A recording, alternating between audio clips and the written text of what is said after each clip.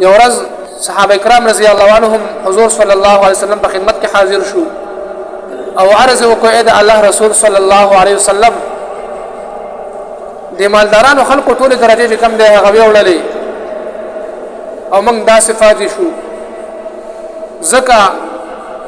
بدني چې څومره عبادت دي مون شو روزه شورا او دغه شان نوافل شو ذکر اسکار دا خو موږ هم کو او دغه مالداران خلک هم کوي په دې کې خو موږ دواړه برابر یو لیکن دا غوي سره مال دولت دی پیسې دی ور سره هغه د الله جل شانه په لار کې لګي دا هغه په وجه د الله جل شانه د هغه ګناهونه معاف کوي او الله فق د هغه درجات اوچتای او موږ غریبانان یې زمنګ سره مال دولت نشته موږ د الله جل شانه په لار کې پیسې نشو خرج کولای دی وجه دا مالداران چې کم دي زمنګ نه چې کم دي هغه مخ کې شو په نیکو اعمالو کې تاسو عزتمن درونو دلته سوچ وکړئ چې د صحابه کرام په سوچ کې زمنګ په سوچ کې څومره لوی فرق دی من که یو انسان وینو چې هغه سره مال دولت دی جیداد دی ګاډي بنگلي وغیرہ ور سره دي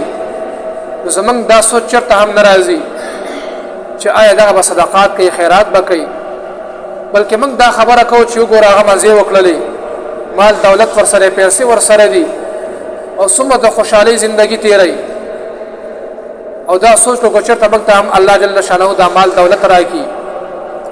موږ به چې کم دې دغه رنګ په عیشت باندې بچون تیرو او د دینه به کم دې مزه اخلو لیکن صحابه کرام ته وګورئ دا غوي پرله کې دا خیال دی دا غوي پرله کې د دې شی لالچ دی د دې شی حرس دی چې هغه نیک اعمال وګټل او موږ چې کوم نیک اعمال ونه ګټل نو بیا ورته حضور صلی الله علیه وسلم هغه ته ویل چې ګوره زه تاسو ته یو داسې خاص عمل خیمه کچې ته تاسو دا خاص عمل شروع کړئ نو تاسو به دا مالداران هم په دینو نیکو کې مخکې شئ هغه عمل څه د عزتمن درونو د هر فرض مانځنه رستو درش فیری سبحان الله درش فیری الحمدلله او سلور درش فیری الله اکبر دا یو داسې عمل د عزتمن درونو چې دا څوک کوي د دین او څوک هم په لیکو کې مخکې نشي هغه انسان به مخکې شي چې دا هغه سیوا کړی او یو حدیث کې دا هم راځي چې بیا دغه صحابه کرام پیغمبر علیه الصلاۃ والسلام تراغلل او عرض وکړ د الله رسول صلی الله علیه وسلم مونږ چې دا کم تسبیحات او دا خو هغه هم شروع کړل دا اعمال خو هغه هم کوي بیا ته حضور صلی الله علیه وسلم فرمایل چې دا د الله جل شانه ورکړه دا چاته چې الله جل شانه غواړي دا څور ورکړي